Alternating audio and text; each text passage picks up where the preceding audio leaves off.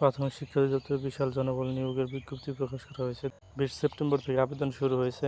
আবেদন করা যাবে 12 অক্টোবর পর্যন্ত। তবে রাঙামাটি, খাগড়াছড়ি, বান্দরবান ও পার্বত্য জেলা ব্যতীত সকল জেলার নাগরিকরা আবেদন করতে পারবেন অস্থায়ী এ নিয়োগে। পদের নাম ও বিবরণ: অফিস সহকারী কাম কম্পিউটার মুদ্রাক্ষরিক, পদ সংখ্যা 224।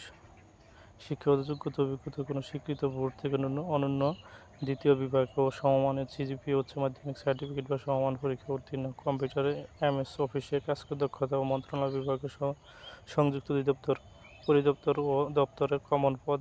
নিয়োগ বিধিমালা 2019 তফসিল 2/4 অনুযায়ী গৃহীত পরীক্ষায় উত্তীর্ণ।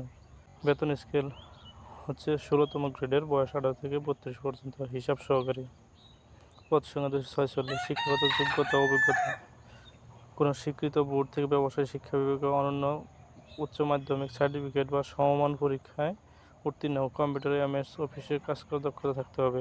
গ্রেড হচ্ছে 16। আবেদন করা যাবে 18 থেকে 32 বছর বয়স পর্যন্ত। মন্ত্রণালয়ের নিজস্ব ওয়েবসাইট থেকে আবেদন করা যাবে। আবেদন ফি হচ্ছে 112 টাকা। ধন্যবাদ সকলকে ভিডিওটি দেখার জন্য। আসসালামু আলাইকুম।